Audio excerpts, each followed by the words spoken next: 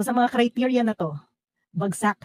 Bagsak po itong AKA program ni Speaker Romualdez. Do'n nga lang sa implementation, magtatanong ka, bakit si Speaker Romualdez yung nag-a-approve kung sino yung makakatanggap? Congressman siya, hindi naman siya executive. Baka gusto niya lumipat sa DSWD para i-implement yung ayuda. So yung AKA program ni Speaker Romualdez ay isang fake na social protection program po yan, batay dun sa criteria na dinefine ko kung mag-i-evaluate tayo ng ano ba ang matinong social protection program. A few moments later. Itong ayuda para sa kapos ang sweldo program ni Speaker Romualdez parang walang malinaw, hindi lang pala parang, wala po siyang malinaw na pag-aaral at paghahanda kung paano i-implement yung project na 'to. So ano natin, husgahan na natin.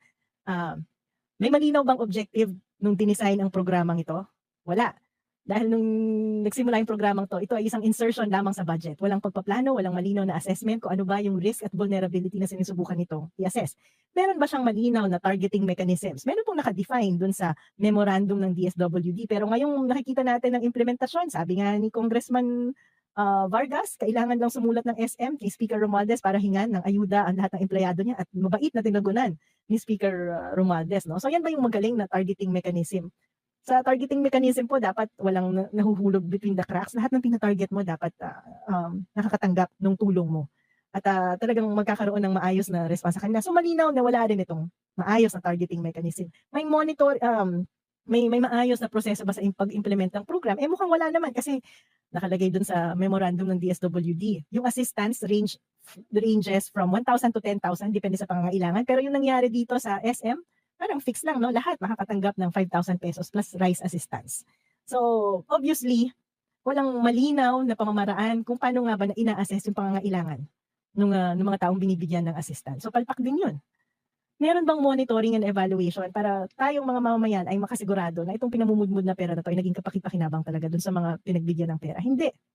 Wala. Wala. So, sa mga criteria na to, bagsak. Bagsak po itong AKA program ni Speaker Romualdez. Doon nga lang sa implementation, magtatanong ka, bakit si Speaker Romualdez yung nag-a-approve kung sino yung makakatanggap?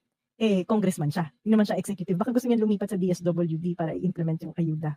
So yung AKA program ni Speaker Romualdez ay isang fake na social protection program po yan, batay dun sa criteria na dinefine ko kung mag-i-evaluate tayo ng ano ba ang matinong social protection program. Sabi ni Manuel dito, vote buying po yan. Mukha kasi sasabihin nila, hindi pa naman eleksyon sa January pa yung kampanya. 'Di ba?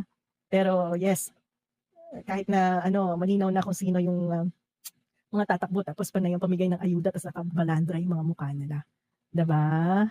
Kasi kung hindi po natin babasagin itong sistema ng political patronage sa Pilipinas at magiging dependent tayo at magpapadala tayo dito sa ayuda na pinapamigay ng mga politiko, ay wala. Stuck po tayo dito sa cycle na to. Talagang wala po, pupulutin talaga ang Pilipinas sa kangkungan. At saka sana marinig ni Speaker Romualdez, dami kong suggestion kung paano magkaroon ng dagdag na trabaho sa Pilipinas. Yung mining sector, Speaker Romualdez, business mo yan kung totoong para ka sa bayan. Siguraduhin natin na makakatulong yung pagmimina mo sa manufacturing, di ba?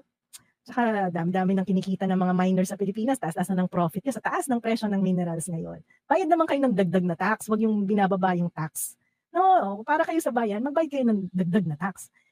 Nung huling nag-attend ako ng mga hearing dyan sa House of Representatives, imbes na itaas niyo yung tax sa mining, binababa niyo pa yung royalty, 5% na nga yung binabayaran niyo sa mga mineral reservations, gusto mo pang ibaba sa 3%?